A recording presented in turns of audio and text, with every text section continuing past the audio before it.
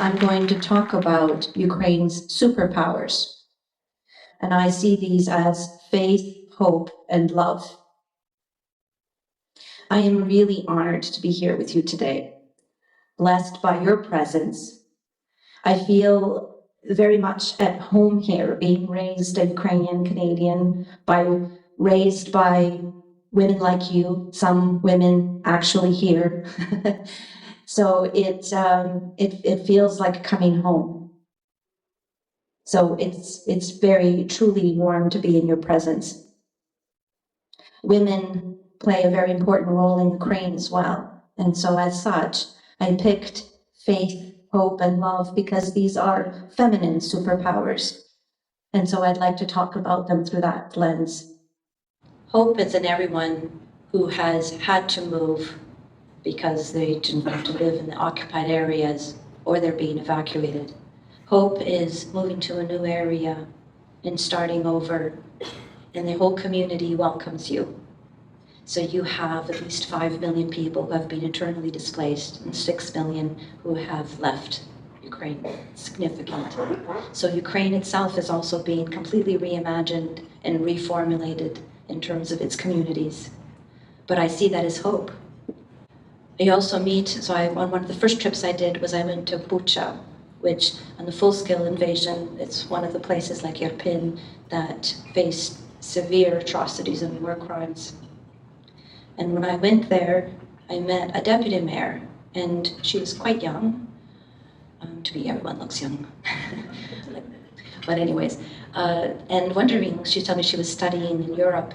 And I said, well, why are you here? And she says, well, I came back here after the full-scale invasion, and I found that very interesting. And she said, I want to be here. I want to be here to rebuild my community, because she has hope. And now Bucha has a huge vast community that is actually flourishing in the last 2 years. Their parks are being completely redesigned. It really is a place of hope that honors the memory of those they have lost. I want to talk about faith. So I mentioned that I meet with the prisoners of war who returned. Again, many of them are 22, 25 years old. So this would have been, I met with a group that was exchanged in July. And I asked them what it was like. And many of them said that they turned to God, some of them for the first time ever. They started to pray and learned how to pray, and they invented prayers just so that they could survive. They also grew faith in the Ukrainian language. Many of them didn't speak Ukrainian, but now turned to Ukrainian. And many of them relied on the Ukrainian song they would sing. So this was a way to cope in their faith, but it was also used as a weapon, which I found very interesting. So when they wanted to really anger their occupants, they would sing in Ukrainian as well, knowing very well that they could be penalized. But they used Ukrainian song as a weapon. I found that phenomenal. And these were very tough personalities. And I asked them, what do you want to do next? Because they do not necessarily have to go back. But each one of them said, I am going back to my brothers and sisters, to the front line as soon as I can. And the last one is love.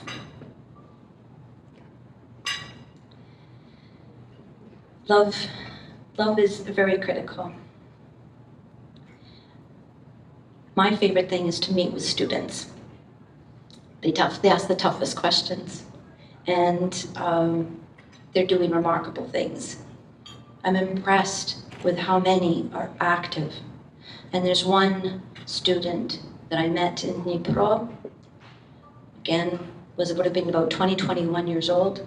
He went, collected grants from all kinds of organizations, and renovated 3 floors for internally displaced families, but designed it in a way that they would have the services that they would need in terms of children being integrated into new schools, so made sure that they had tutors, and a kindergarten so that parents, not a kindergarten, but like a daycare, so that parents could get reskilling and apply for jobs, and they would have people on hand to help them with their resumes.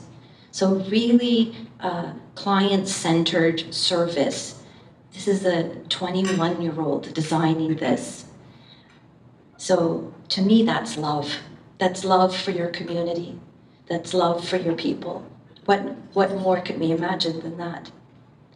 I met a foster family in Kolomea. Foster families are a normal thing here in Canada. It's actually a new thing for Ukraine. Most of their children would have been where that size, the Soviet models of institutions. So they're rethinking how they're providing care, and we were just talking about that. So I met a family in Kolomea that adopted or were fostering 5 orphans from the occupied areas of Kherson, and I spent the afternoon with them. And that to me was love.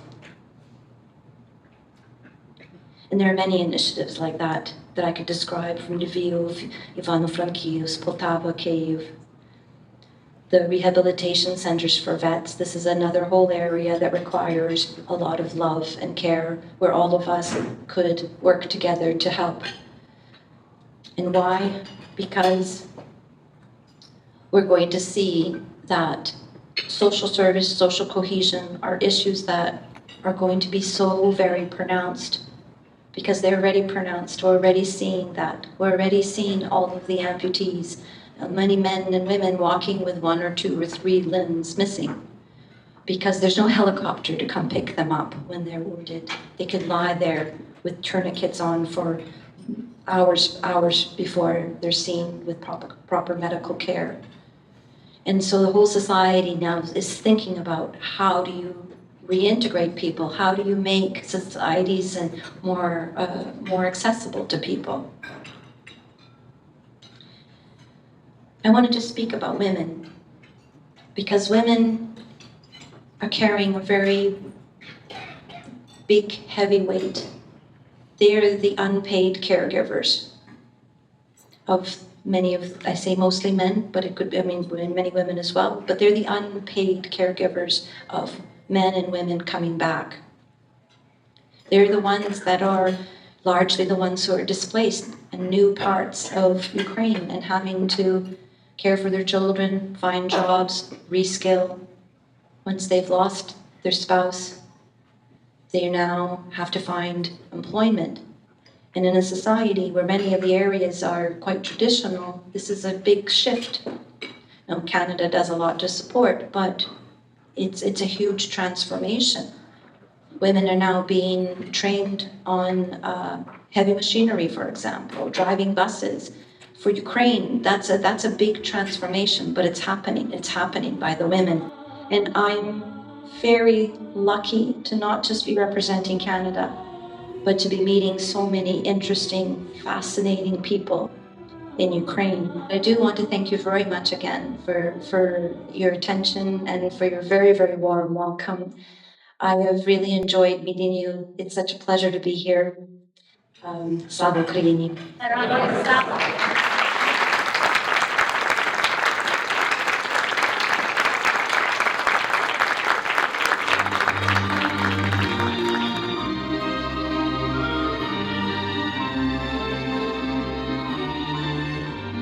Українські жінки дуже сильні. Вони є солдати, вони очолюють бізнес, вони роблять велику різницю. Я би сказала, що економіку тепер більше жінок підтримують, бо більшість маленьких і середніх бізнесів починаються цими днями жінками. І це є точно маленькі і середні бізнеси, які підтримують Україну цими днями. Якщо ви є жінка тут в Канаді з України, хочу вам дати знати, що ви хоробрі, що ви на себе взяли вважати на ваших дітей і брати перше. Я знаю, що ви скучаєте за Україну. Україна за вами також скучає. І разом я маю надію, що ви повернетеся один день до вільної країни після перемоги.